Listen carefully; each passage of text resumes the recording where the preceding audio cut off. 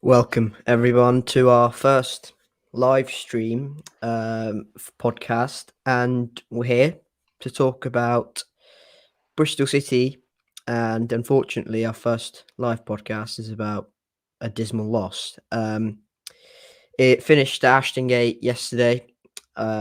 Bristol City 0, Birmingham 2. Um, I watched the game on a stream. Matisse, you watched the game, I think, as well, didn't you?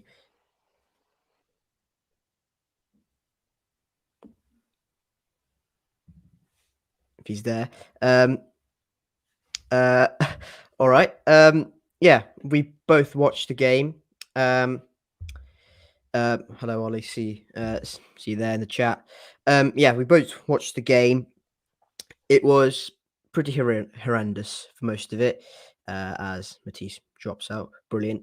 But yes, pretty horrendous for most of it, and from kind of the crest of the wave, kind of the top of kind of highs of Millwall away, and just a general, brilliant result. As is Matisse back? I'm not sure. General brilliant result at Millwall, and it's kind of gone to this. Hello, John. Here we go. I'm not going to hear the end of this now. But yes, a really, really poor afternoon, and just in general, did not go the way of City. And well, here we are to discuss all about the game. The team was, as it goes on the running order there, it was Max O'Leary in goal, George Tanner, Zach Viner, Rob Dickey, who gets sent off for something, I don't know what. Campering at left back, Matty James, Joe Williams, Harry Cornick, and Jason Knight. Obviously, Jason Knight was playing kind of the 10 role, so that's why I put him kind of along with Cornick. Mehmeti off the left. No Naki Wells, no Tommy Conway. So who do we put up top? Sam Bell up against that Birmingham team. It was John Roddy in goal, Ethan Laird at right back, Dion Sanderson, who was the captain for Blues, Kevin Long, Lou Buchanan, Ivan Sunic, Bielik, Dembele, Anderson, Bakuna, Hogan. Going back to the City team, Matisse, what were your thoughts? Yeah, sorry guys, my connection is not great, but yeah. So when the team went out, I was looking for Roberts at the left back, but then again, it was a tough decision. It could have gone either way. Back four, otherwise, was the norm in the midfield as well. Is what we expected. I thought Cal could possibly contest for that, but I think for the next game maybe he could. For the front three, yeah, very surprised to see Bell up front. Trying something new, I guess. I would have preferred one Naki up front, Anis on the left, and then I think Cornick did deserve his start. Don't think he was great in the game, but after the first two league games, he wasn't too bad. I mean, well, he did get us the goals. But yeah, interesting to see Bell up front. But yeah, otherwise, pretty normal. We don't have too much to work with the injuries, but yeah.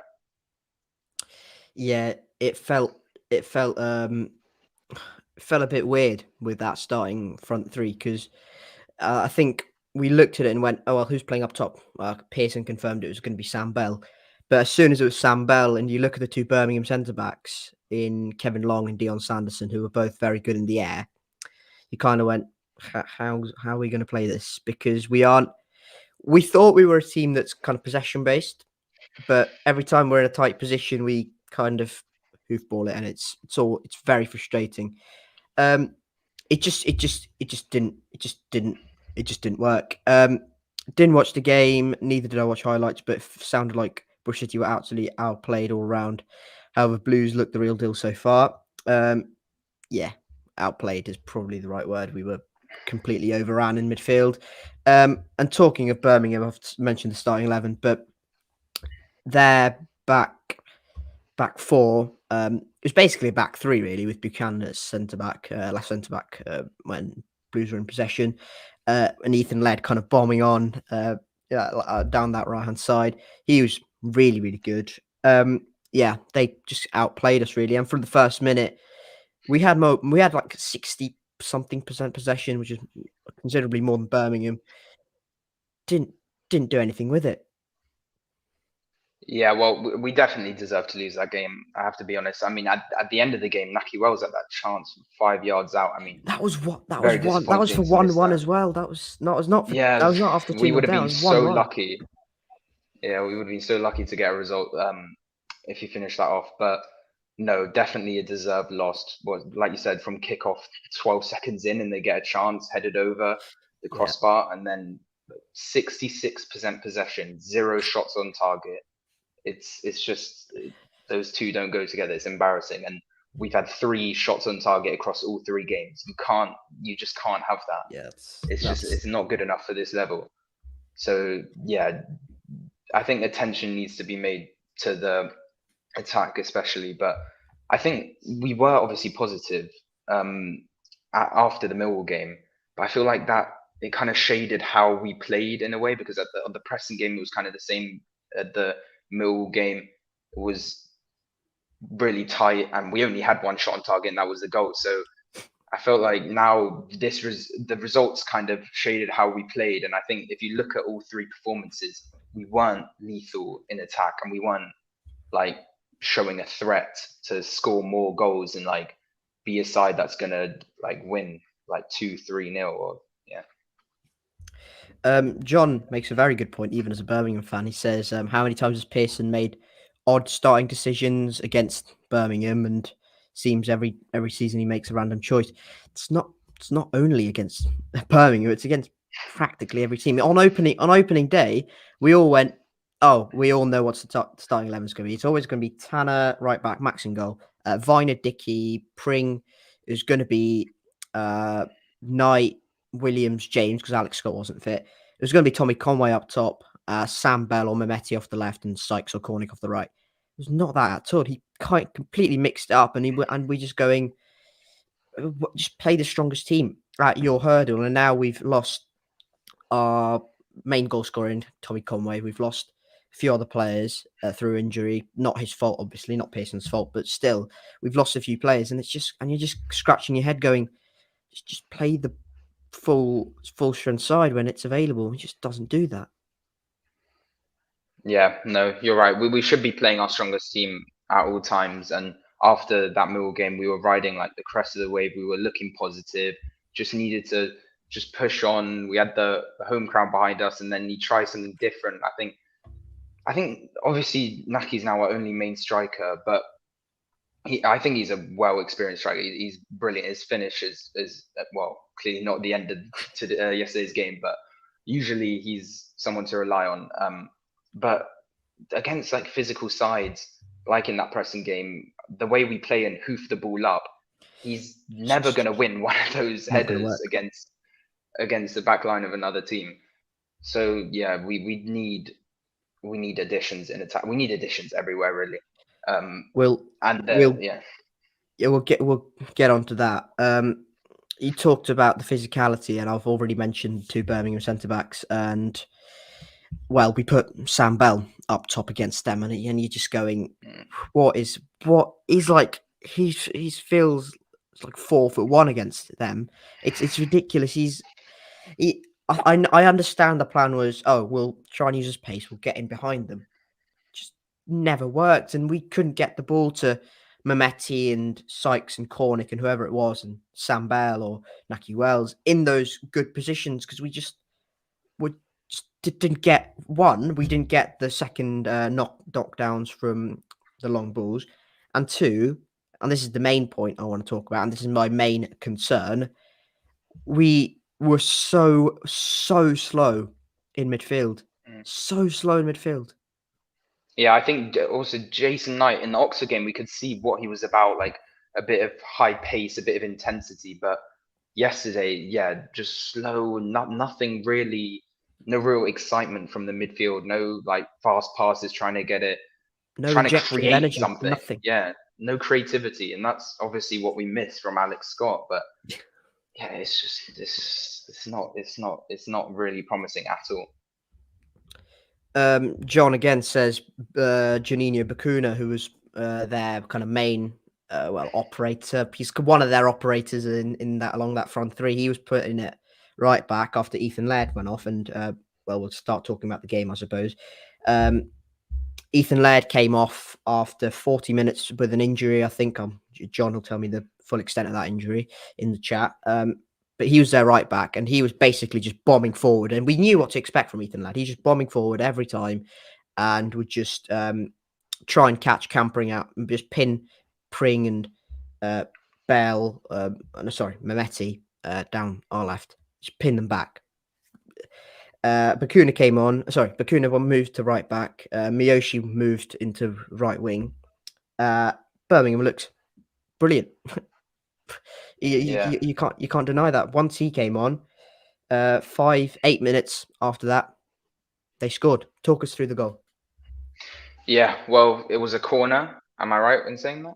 Yeah, corner from the right hand side. Yeah, corner from the right hand side, came in, bit of scrappiness trying to clear it, and then it falls to how do you pronounce it? Miyoshi, yeah, I think so. Miyoshi. When he came on, I could just tell he was going to be a threat. I just felt like the second he got the ball moving forward, I just think we didn't know what we were going to do with him, and he had a chance before the goal as well. It was a good block by Williams, I think, or maybe an O'Leary save, but yeah, it was one of the other. Yeah, no, it was Max save. It was Max save. Yeah. But yeah, falls to him, and it's a beautiful strike outside of the boot, top right on his corner. Weak foot. On his I don't know, weak foot as well. Yeah, well, it was impressive. It was a hard way to go into the half, to end the half, 43rd minute in added time, but I think they deserved it. And when he came on, he showed a lot of quality, basically. Yeah. In the first half, this goal was in 45 plus 3 in additional time, so very late on the stroke of half time. In the first half, we had 61% possession, 5 shots, 0 on target, absolutely nothing on target. And yeah, look, that's kind of how the game went, really. We had a lot of possession, never got into areas that threatened Birmingham. And if you follow, Fevs on Twitter, he put out a compilation of the whole game where it was just misplaced pass after misplaced pass. Every time we got over the halfway line, the ball would go out of play. It's ridiculous. So many those sloppy passes. They really annoyed me at this level to do that so many times. Just like went through a throw in and then a touch and then it goes out and then too much weight on the balls. Just poor, just sloppy. It's unacceptable, really. And we saw a couple in the first 2 games. Matty James, one time I remember against Preston, but you just can't. It just can't be happening. There's no excuses. Can't do that at this level and get away with it, and we didn't get away with it at all. Birmingham punished us every time. Birmingham got, in my opinion, every time Birmingham got the ball over the halfway line with their front 4, 3 off the front, and Hogan and Jutkiewicz, they looked such a threat. Like their pace, their energy. Every time they went forward, they just had a purpose about them. We didn't. That, in my opinion, that game yesterday, that was the difference. Yeah, it wasn't great at all. And then, what minute was the red card?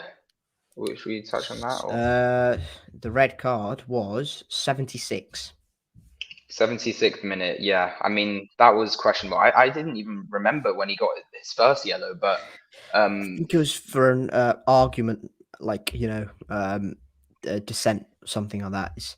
It's not smart from Dickey, so I can understand the first yellow, but the second yellow is not, in my opinion. Yeah, I mean, how he barely touches him. He skims his shirt and then he falls on the floor and he just stands there. It's not a yellow in my eyes at all. But I mean, clearly the ref gave it, and then we put Cal Naismith slotted into that centre back position, and then and what happens with the second goal? And then the break. Second goal, Cal Naismith gets it. We're trying to force an equaliser. Not force an equaliser. Force a shot on target. Cal Naismith gets the ball in his own half, drives into the pitch. We're all going, yeah, just pass it somewhere. Pass it straight into the 15 Birmingham players in the middle. robbed, and it's Bielik or Sunjic. He drives and passes it to, I think, Miyoshi on the right. He gives it into Jordan James, inside right hand channel, cuts across Jutkiewicz there to poke home for 2-0. And to be honest, Birmingham were far the better team. They deserved it, and we didn't deserve anything from the game, and we got what we deserved, which was nothing. So, in my opinion, I have no real complaints about how we performed and, what could have been, what couldn't have been. Let's be brutally honest here. Even if that red card doesn't happen, we're not scoring. Like, we're I not think scoring. we even played better when we got the red card with 10 men. I felt like we were attacking more. Birmingham kind of stepped back a bit, let us have the ball, and we had the chance of Naki, of course, with Sam Bell on the left. He put a good ball in across, but you can't miss Yes. those chances. Yes, the chance was, I think it was one of the midfielders, Knight, Williams, or James, puts one through for Sam Bell down the left-hand side. First real, injection of energy and pace, and we get in behind Birmingham. There's a surprise. Sam Bell down the left-hand side. Naki Wells makes a typical Naki Wells run, arrives from kind of deep, gets ahead of Long, puts a ball in Sam Bell. Brilliant ball in. Naki Wells 4-5 yards out, puts it wide. It's... And at that moment, when it's 1-0 and we're down to 10 men, if we'd equalised, that would have felt like a win. Yeah, no, it would have been a great result for how bad we played. I mean, it's unlike Naki to miss those kind of chances. It is poor, but I think this will show this result. Hopefully, it gets in their head, and we can. Well, definitely, there's a lot of improvement to be made. Yeah, as John says, we looked better with 10 men than with 11, and that's saying something, really. And without the extra man in midfield, we looked more dominant. And I'm sat there confused, and I'm sat there going, how does that work? Like, we're an extra man short. They have the advantage, and they're and we're looking more. We looked more threatening, but Birmingham on the counter attack were brilliant once again, and they punished us. Yeah, Just generally, go on. Yeah, I thought Max in goal. Obviously, a lot of questions around him. We do need competition. Thought today, I don't think you can blame him on either the goals too much. He Obviously made the a first half brilliant finish. save, didn't he, of Yeah, Jordan James? Yeah. he made a couple brilliant saves. The ball came in and then Oh, it was a touch. Yeah, and then like the change of direction he got down to, I thought that was good. And then the save from Yoshi prior to his goal. But for the two goals, I don't think you can blame him that much. I think his distribution was still not great. We have to be honest, hit a yeah. couple of those out.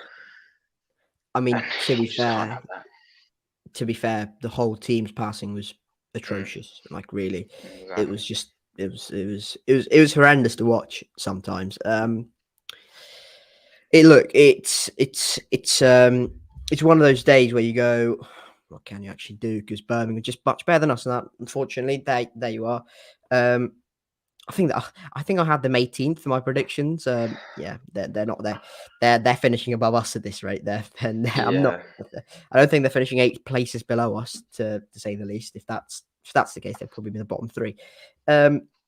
No, look, Birmingham by far the worthy winners on the day, just far better than us. And the main difference was Keshi Anderson, Janina Bakuna, Siriki Dembele, Miyoshi and Ethan Laird for that first 40 minutes. Ran us ragged. Every time they got the ball over the halfway line and counter-attack, they just ran us ragged. And would you agree in the fact that the main difference I don't think there was much difference in between the teams in terms of defense, midfield, but it was just the fact that those creative players we lack so desperately. Yeah, exactly. Creativity. I think that's what Alex Scott Carroll. Not. I don't want to keep referring to him, but he's what made us a much better team last season. But yeah, the creativity is definitely what we act. I thought Dembele was great. I mean, he showed it straight away in the first 15, 20 seconds, putting a Just nice taking the ball mic in. sometimes. Taking the mic. Yeah. But no, that Birmingham are a strong team. I think I put them 13th, 14th. I still kind of agree with that, but I could see them definitely pushing for the playoffs. We'll see how they face in the next. I think we have to wait 10 games, see how the table looks. I mean, it's the same every year, but they are definitely looking like a big threat to other sides, and they are the dark horse, I think, for this season. So that's for City. It's now 4 points, 3 games. Not the most awful of starts, but still not ideal. It's now a draw, a win, and a loss in the first 3 games. It's kind of how we were last year, to be honest. We had Yeah, kind of near the end of the season we had the same wins, same draws, same losses. It's all around it's there. I think yeah, so it's a better start to last season in terms of points. We had 2 losses and then a draw, but in terms of the opposition, well, I mean, we obviously beat Birmingham in January at home, but their team has changed quite a bit since then. And then we beat Preston, but we did draw against Millwall away. So we had 7 points out of the games of these first 3 last year, but I don't think you can really can't really relate look it at that too now. much. Yeah. No, it is a pretty appalling performance, and we got what we deserved. Hopefully, we kind of put that to bed and go away to Hull, who've just won away at Blackburn, and try and get something. Yeah, they went 2-1 in the end. Yeah, they won 2-1 with an extra man. They went 1-0 down with Blackburn with 10 men, but then they turned it around. Yeah, you were lucky. We were missing our most pacey player in George Hall. Early season, still a long way to go. Important not to get too high or low. You're still a few players short of being a decent side for me, and that is absolutely bang on that last bit. We are still a few players. In my honest opinion, we are about 5 players short of being a good team. We need. I'd say 4, but I agree. We are definitely. For me, with that, I'm saying 5 with the injuries we have right now. That's what I just put out there. Not 5 on top of the players we already have. That's unfair. We need probably a backup goalkeeper. Stefan Bajic was on the bench against Birmingham. We probably need centre back. It's been kind of confirmed we need we're looking at a couple of midfielders, because when that George Thomason and who's that Irish midfielder called again? Adam Murphy. We were looking at them kind of simultaneously. So we're looking to bring 2 midfielders in. And we're also looking to bring in a forward, hopefully. Because at the moment it's if we're relying on Harry Cornick every week, it's looking very good. Yeah, I think realistically I see the club making maybe 2-3 signings before September. Maximum 2. You think 1? Okay. I think 1. I think we need about 4 more players everywhere in the field. Not 4 for each position, but definitely at the back, a backup centre back. I mean, now that Dickie's got the red card, he's out for the game against Hull. Who do we put there? Now we have to put Cal, which is out of position. We want to play him in the midfield, and I think most fans agree that he plays better there. Or Arayore, can't chuck him in there at Hull. Yeah. Hull away for a youngster is not the best. We need to really have another experienced centre back. Midfield again, definitely. Since Alex Scott's gone, we need a replacement. We need someone else. We need more depth. We need more creativity. And then obviously up front, 3 shots on target is outrageous. I think maybe a loan. I think what we need is a good Tammy Abraham type loan from the Premier League. Yeah, please. Give me 20 goals. Give me Tammy Abraham. Yeah, right. A player to get us 15-20 goals, be like a lethal striker. I think that's exactly what we need, and that's a big shopping list. I don't think we're going to get it, but I think a midfielder and a defender is what we'll look at, I think, for the club's perspective. Yeah, I agree in terms of needs urgency. We're probably looking at centre back and a midfielder, whether that's creative or defensive. Honestly, don't know. Whatever it is, just get someone in. Just sign someone, please. Because anyone at the moment will do. Apparently, we're, according to Bristol City Live, who are quite reliable.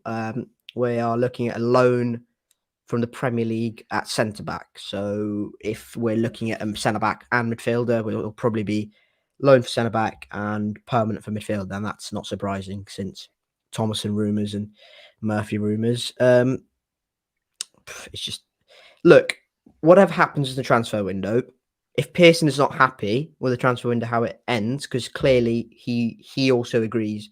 He hasn't said this outright, but he also kind of looks. If you look at the body language, he also agrees with the fact that we need a couple more in there straight away to look in terms of just improving the squad, and it's not at the moment. It's not up to it at championship level. The squad depth is fine. It's not top half level, and it needs to be really because we need to use a squad, fairly small squad. We need a bit more. Yeah. Further news. Well, from an insider account at the football club, I have again no idea how reliable this is.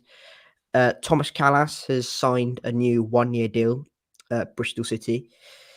Yeah, I can. Yeah. Your reaction says it all. Okay, that's very interesting. It's been a long time coming now since his contract got expired. But if that is true, then I mean, obviously we wanted less wages. I think he was waiting out, trying to maybe get higher wages, but at maybe he somewhere accepted else. the Yeah. deal. But yeah, I mean, he was probably looking for other clubs, but maybe I guess no one came to him. And I think it's a better decision to stick with the club with his injuries, but he definitely needs to cut down on the wage bills. I think he's still, personally, I think he's still a quality player. And from what we saw at some of the games like Man City, I think he can really help us. But what do you think? No, look. We've been kind of held for ransom really because um, we're we're basically the second or third choice, and he hasn't had an offer from whether abroad or just high championship where his injury record has kind of gone in and into consideration, and they've kind of gone, nah, actually, no, you know what, no, not going to sign Callas. He's 29, so he's not. Is he 29, 30 maybe? He's one of them.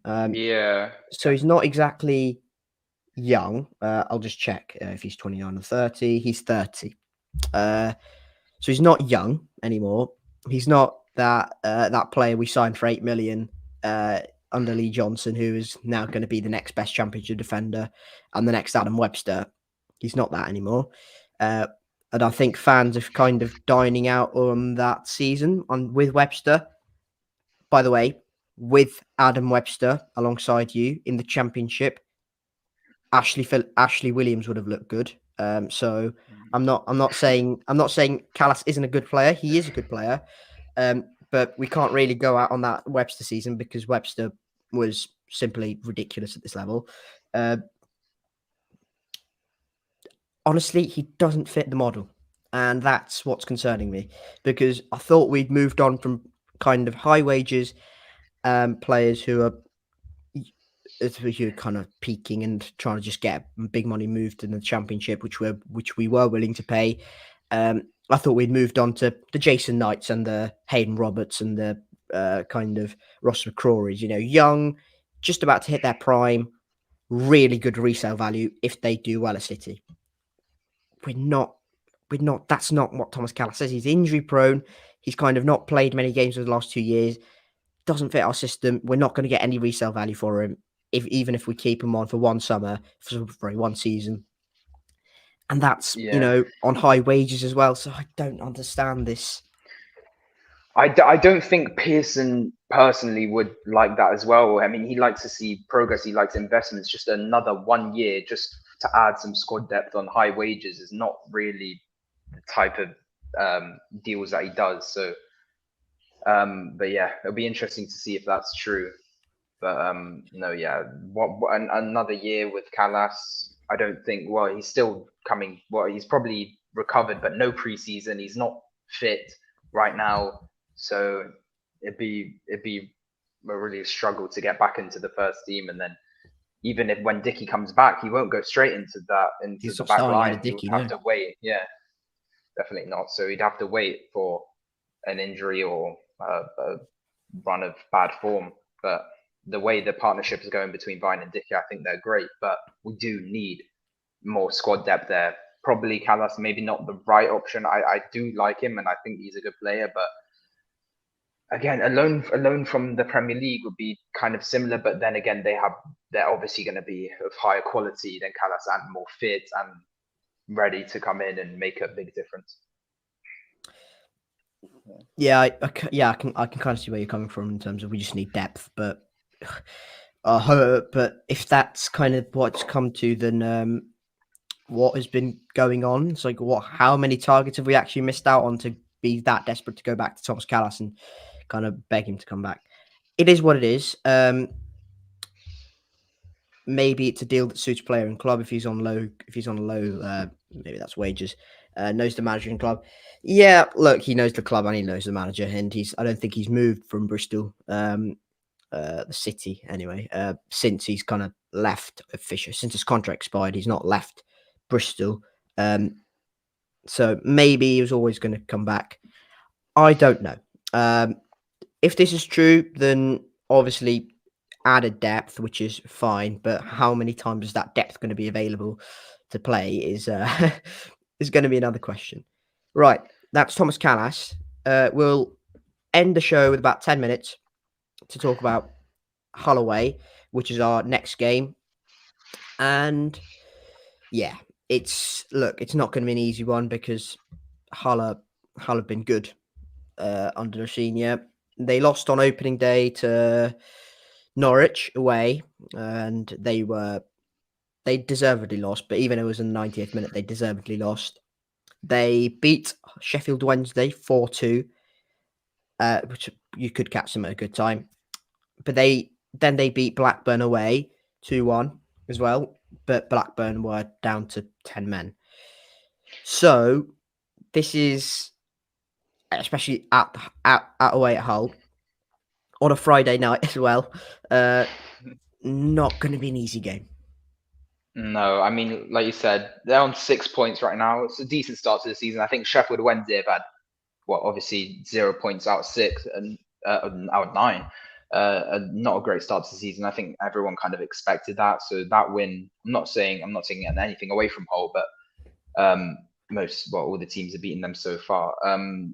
Blackburn, like you said, they went down to 10 men, but Hull aren't a bad team at all. And the way we're playing right now, it's definitely not going to be easy. Having said that, we've only played one away game, but we did win that. Home atmosphere / form hasn't been amazing, I think, at all. But I think, we could get a result out of it, but I don't know. It's gonna be interesting. No, and Hull have some really good players who are on form. Ozan Tufan got just a hat trick, only a hat trick against Sheffield Wednesday, so nothing much there. And then Aaron Connolly comes off the bench for Hull with 25 minutes to go, scores a double to win them the game at Blackburn. So look, it's not going to be an easy game at all, and honestly, I'm not very confident going into this. I think Hull have superior quality, especially in midfield, with Seri, with Tufan, with Slater, with Xavier Simmons. They are just a better team than us. I think you have to say that. Who would you want in the starting lineup for us? For us, stick with Max, obviously. Tanner right back, Viner. You'd have to put Cal Naismith in at centre back, and you'd put who'd I put at left back? That's a very good question. We'll talk about that actually. Who would you put at left back to start? Cam Pring or Hayden Roberts?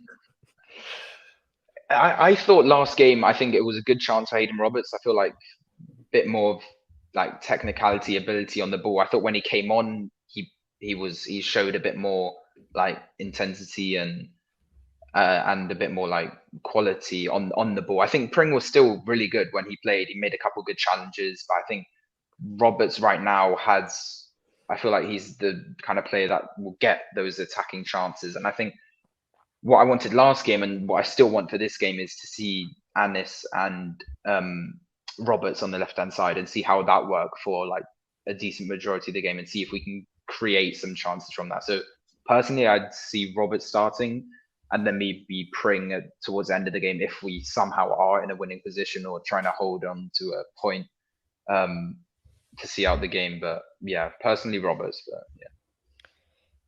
Yeah, I'd stick. No, I'd put Hayden Robertson as well. Just give him 75, 80 minutes, and as you say, if we are somewhat miraculously winning at Hull, just put Campering in, and just to see the game out. And in midfield, I'd put Matty James, Joe Williams, Jason Knight, and honestly, I would have stuck Cal Naismith in there ahead of Joe Williams, but well, Rob did Same. keep. I was going to say that as well.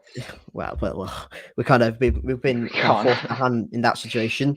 Yeah, would you agree? Knight, Williams, James. Yeah, I didn't think Joe really showed much against Birmingham. He didn't really like bring anything to the midfield, and neither Knight as well. I think I think against Millwall he created one or two chances. I remember one where he went through the middle and created an attack, but kind of feels like they were a bit like ghosts in the game. Nothing much. Didn't really notice them creating anything. But yeah, we kind of have to stick with them. I don't know. I don't see who else we'd put in there. I mean, like right back, you said Tanner, Ross McCrory with this bacterial infection. It's really an unknown. Nigel Pearson said that he might have to have surgery. So that could put it up to... Pearson, when he first got it in pre-season, he said, it'll probably be a couple of weeks. A couple of weeks have passed. Then another couple of weeks have passed. Oh, probably be a couple of months. I'm like, what are you talking? Just tell the truth. Ridiculous. Anyway, up top. Yeah, so many options. So many wonderful options to put. I think. Oh god.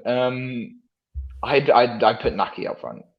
I don't really want to see Sam Bell up there again. And then because of the Roberts at left back, I want to have Anis there on the left wing, which I wanted for Birmingham as well. I want to see that for like 60 minutes of the game. I kind of want to see how that plays out.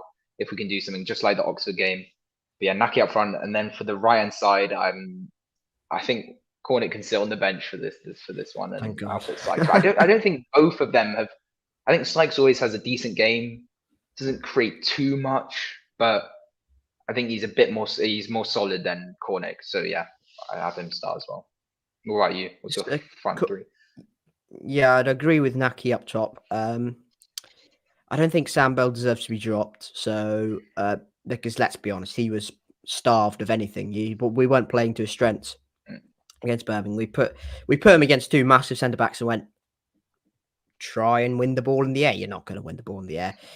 So I'd put him on the left against whoever their right back is, Louis Call or Cyrus Christie, and try and force something down there right hand side. On the right for us, I'd put Mark Sykes. Harry Cornick was, quite honestly, dreadful against Birmingham. He was really bad, and I don't think he deserves to start again. But if he doesn't start, we're not going to score any goals because we don't have his long throw-ins. Because supposedly that's the only way we can actually score now from his long throw. Yeah, like you said in your video, no open play goals in the championship season. So, and I haven't checked, but I think we're the only team after 3 games to not score a goal from open play. I think. Because Middlesbrough scored 1 goal so far, but they scored a goal from open play, and Huddersfield with 2 have scored 1 from open play. So I think we're the only team in the championship. So here's our trophy. We're the only team after 3 games not to score a goal from open play this season, which is absolutely disgusting. That is ridiculous. With the options we have up front, and well, we don't have much creativity in the middle, but the options we have up front, that is stupid. That shouldn't be on. And it took us nearly the whole season to score a goal from outside the box, which is violent. I don't. Different story. No. Just going to. I don't think that will happen at all this season. I can't see that happening, and I think it will still from open play. I think. Well, we'll get onto our predictions in a minute, but I don't think it's going to happen. I've kind of built it up with my negativity, and I'm going to say we're not going to win, let alone get anything at the, is it the MKM now, the Hull City Stadium, MKM, KCOM, whatever it is. We're not going to win there. We're not going to get anything there. So yeah, I think Hull are going to have a bit of a field day with us, to be honest. If they catch us on the counter, if they look at the Birmingham performance and how they set up to play against us, if they allow us to have the ball, they're going to win comfortably. If they have the ball, we might have a chance. You never know. Yeah, unless we have a Millwall style defensive masterclass performance where, well, we don't even have Rob Dickie anymore, but so that's all right. Exactly.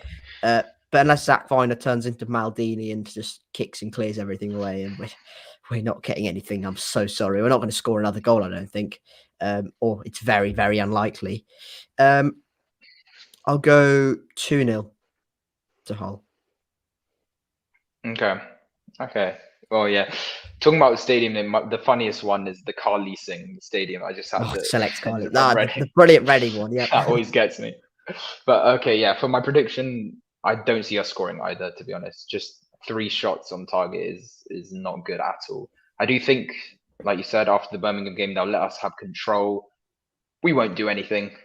We'll make one chance. We might miss. Maybe we'll get a few shots, but none on target. Maybe one if we're lucky. If the away fans can experience one shot on target, they'll go home happy. But do you remember that Lee Johnson period when we went on a bad run before COVID and we just didn't score any goals and everybody was chanting shots on target? The whole of Ashton Gate. It was the one time we actually were loud and just shouting out shot on target. It was brilliant. But it was the one time our atmosphere is actually good is when the team was absolutely awful. But there we go. But yeah, I think they'll let us control the ball, and I think we'll again have a high percentage possession. But I'm gonna go for our first 0-0 of the season, and I'm gonna say no goals from either side. We take a point, get back to BS3, and yeah, I think it'll just be a dull game, no chances on either side, and just a 0-0. I don't want to be negative, but I just see that playing out, and we don't look like we're gonna score any goals. You're being positive, mate. I'll take that. I'm taking a 0. I'm biting your hand off for a 0-0 draw. I'll take that and run. But there we are. That's our predictions. Mine was 2-0 Hull. No, you know what? I'll say 2-0 City. So if we do win 2-0, I'll say I called it. So 2-0 City for me. Not to Bristol, but it doesn't matter. You said 0-0. The way it's going though now, I won't be surprised if it's a 4-4 thriller. 4-4, just score random Harry Cornick bicycle dick from everywhere. all four goals are from Harry Cornick long throws and just smacking it in. Brilliant. Yeah, there we go. That is match review for whatever that day yesterday was, whatever that performance you want to call it. We didn't turn up. The only three Bristol City players that turned up were Andy Vyman, Tommy Conway, and Ayman Benrous, and they were signing signing shirts and autographs outside the south stand. Those are the only 3 Bristol City players that turned up. Yeah, we're going to Holloway next. Well, I'm not me, but Bristol City are playing not me either. Bristol City are playing Holloway next. So on the Friday night at 7:45. If you don't want more pain, I suggest don't go on social media. Have an early night and just switch off, really. But yeah, that is it. That is our Birmingham review. I wish it was. Wish we could rewind. And our Hull City preview. We are playing Swansea. No, Norwich in the Cup, and then it's Swansea. And then Swansea away. And then Swansea away, who are definitely going to now win 5-0 on the weekend, and we're all going to cry looking at who we're playing next. Yeah, hopefully we're more positive in the next podcast, but I don't see it personally. We'll we'll aim for one shot on target, and then we'll be happy. We'll be excited. Shots on target. It's a goodbye from me. Matisse, do you want to say goodbye?